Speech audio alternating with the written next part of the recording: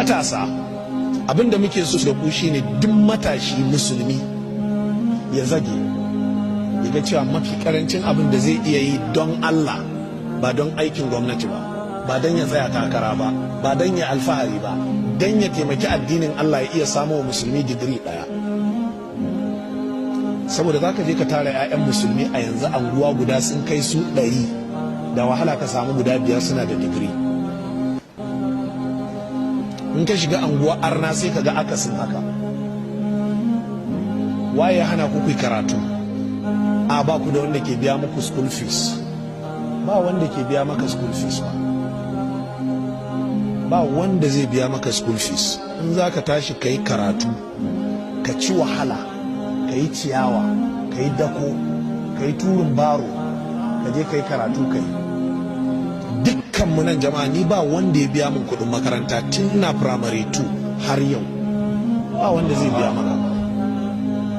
Na haka ya rage, in ka tashi kai kanka kiyamun laili, ka waye gari da farar fuska. In ba haka ba kayan naumun laili, ka waye gari da fuska a yamutse. Abinda nake so in ce, matasa, dole ne ku tashi bayan kun yi ilimin addini, sannan kuma ku samu wannan ilimin na zamani, sannan kowa ya iya sana'a. Karka je ka yi yar kowa ƙarya, don abin da yake hana matasanmu sana'a ita ce ya je cikin GRA ya samu wata 'yar mai kuɗi, ya ce mata kin ga sabon estate din nan da ake gina, to na kanin babana ne. Shi ko babana yana Abuja ma director ne. Ta ce kai din ita ai mu ba wasa bane. Ashe gyaran takalmi suke a bakin kasuwa. Daga ran nan ba zai sake komawa wurin gyaran takalmi ba, dan yana tsoron kar ta zo wucewa, saboda yayi ƙarya. Kakkai ƙarya.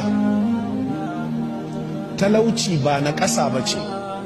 Da na ƙasa ce talauci, da manzan Allah bai ce Allahumma ahyini miskina wa tawaffani miskina wahshurni fi zumratil masaki.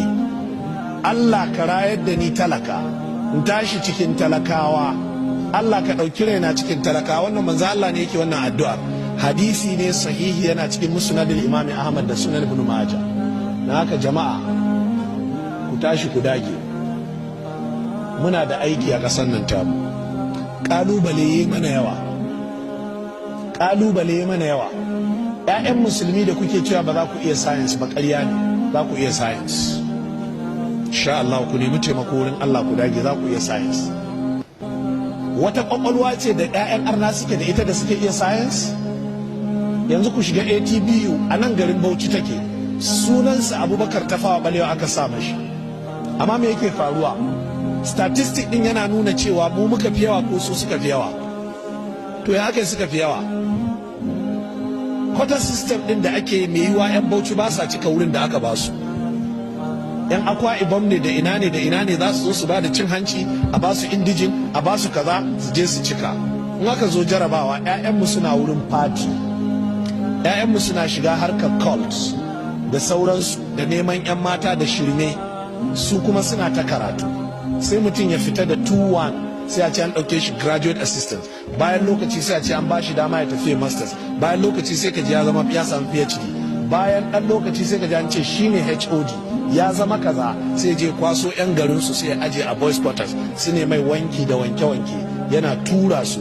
Kafin wani lokaci sai ka ji an ce mafi yawancin 'yan department ɗin nan 'yan jihar Akwa Ibom ne. A garin Bauchi ya aka yi haka.